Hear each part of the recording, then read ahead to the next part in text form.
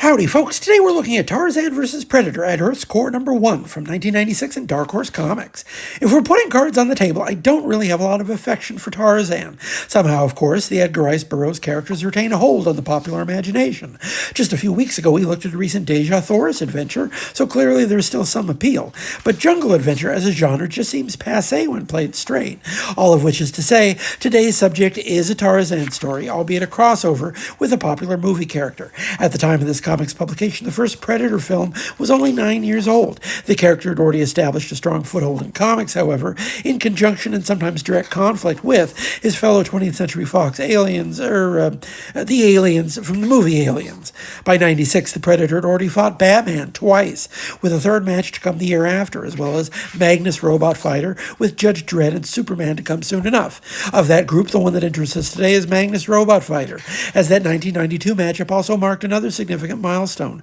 The first time Lee Weeks drew the Predator, as well as the first time Lee Weeks drew the Predator fighting a character who had famously been drawn by Russ Manning. Manning created Magnus and drew one of the most acclaimed runs in Tarzan's history, a lengthy engagement with the character that began in 1965 and continued almost up until his passing in 1981. If there was any doubt that Lee Weeks was a draftsman of the old school, it can be put to rest in the context of an early career spent paying homage to one of the most renowned artists in the medium's history. You can still see Manning in Weeks, in the unvarnished barrel-chested physicality of his adventure characters, in the effortless evocation of mise-en-scene. There aren't many artists who could purposely invite that comparison and remain unscarred by the acquaintance, but Weeks' career was built on the firm foundation of Manning's influence. He's joined here by Walt Simonson. Although he's naturally more renowned as an artist, Simonson is a canny writer for others, someone who both understands instinctively how to pace a story, as well as how to frame a narrative to flatter the talents of his artist. Together they seem both laser-focused on paying homage to the great Manning, and even if you're not a Tarzan fan, the results are something to behold. Howdy, folks. Today we're looking at Tarzan vs. Predator at Earth's Core #2 from 1996 in Dark Horse Comics. Now, having read more than a few crossovers of this nature, the potholes placed before unwary creators are many and varied, but mostly reduced down to the failure to ask a simple question. What do people want from this crossover? You can certainly remember any number of crossovers that simply took too long to get to the part you wanted to see, spent too much time on exposition or character work for tertiary supporting cast, or possibly even setting up other stories down the line. Simonson and Weeks, however, are pros. They put at least a modicum of thought towards figuring out just what the prospective audience for a matchup like Tarzan vs. Predator would want to see. The answer is, we want to see our boy running around the jungle fighting predators, doing the whole hunter has become the hunted shtick. That's the crux of any good Predator story dating all the way back to Schwarzenegger and Danny Glover. Thank goodness there's no delay in getting to the point here. We had one issue of setup to establish the bare facts of the story. The predators have set up camp in Pellucidar, Edgar Rice Burroughs' underground realm filled with dinosaurs and woolly mammoths, and a place Tarzan already knows well. The book assumes at least some modicum of familiarity with the characters and premise. We already know Tarzan and Jane. Thankfully, we don't have to sit through any origin retelling. There's been a shakeup in Pellucidar, and it all comes back to the dangerous aliens who set up a turkey shoot in the hidden realm at the center of the earth. Of course, we know how the predators work. They're hunters, but also consistently lazy about it, perfectly content to stalk hobbled game in a fenced preserve. Of course, that's what they think they're doing when they strand a naked Tarzan in the middle of the jungle with only a knife. It shouldn't surprise you that it takes just a few pages for Lord Greystoke to bag his first alien. Howdy, folks. Today we're looking at Tarzan vs. Predator at Earth's Core #3 from 1996 in Dark Horse Comics. Now, sadly, I'm about to contradict the last video, but the third issue of Walt Simonson and Lee Weeks' face-off between Edgar Rice Burroughs' venerable jungle lord and cinema's own Predator begins to bog down a bit here. After a lean first two issues, one to set up the story and another to begin the action, the issue slows down the tempo a bit as Tarzan uncovers the sinister plot at the heart of the fracas.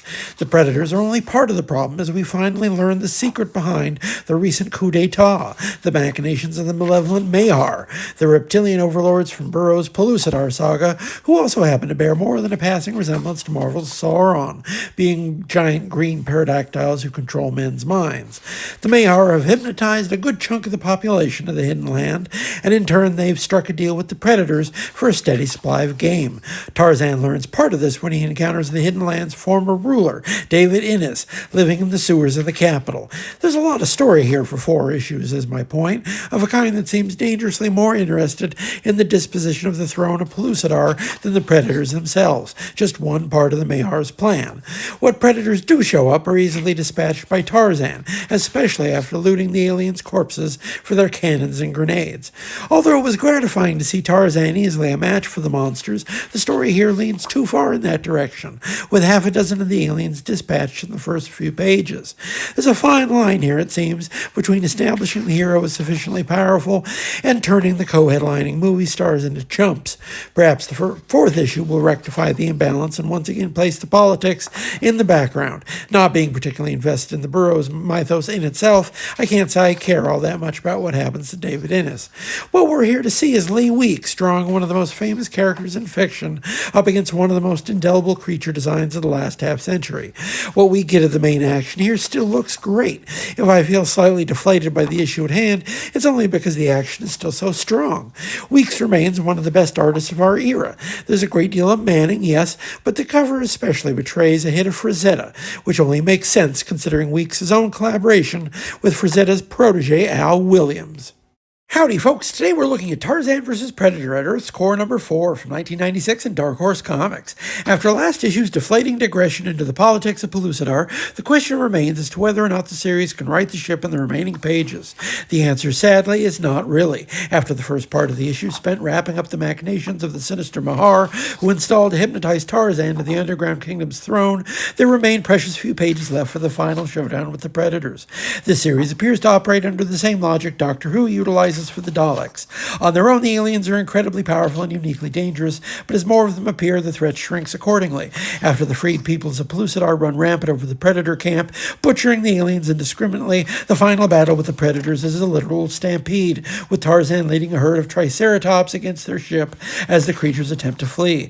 The promise of a taut and suspenseful showdown between our most estimable jungle lord and the sinister hunters is put to pasture with a massive explosion. That leaves the question, why did the series, which started well and with such promise based on an absolutely peerless creative team, fumble in the back 9? Put simply, the series overestimates the degree to which readers are showing up for Edgar Rice Burroughs' lore versus how many people actually want to see the Predators in action. Because when the Predators do show up, they look fantastic. Lee Weeks is a perfect match for the monsters, creatures of alternating stealth and brutality, requiring both subtlety and the exercise of suspense, as well as the ability to switch gears into sudden, sharp episodes of ultra-violence. On paper, there are a few artists that suited to such an exercise as Weeks, but the story itself just doesn't seem that interested in the actual meat and potatoes of Tarzan fighting the monsters. As loath as I am to cast aspersions on the great Walt Simonson, one of our very best living practitioners of the form, it seems clear in the hindsight of 27 years that a good 3/4 of the plot could have stood to be hacked away with a machete. While under most circumstances it remains exceedingly gauche to compare the book that was made with the book that we'd like to have read, the fact is that I'd like to have read 4 issues of Tarzan fighting Predators, and ultimately that just wasn't a big part of the story. And considering the name of the book is Tarzan vs. Predator, that seems an elemental disjuncture.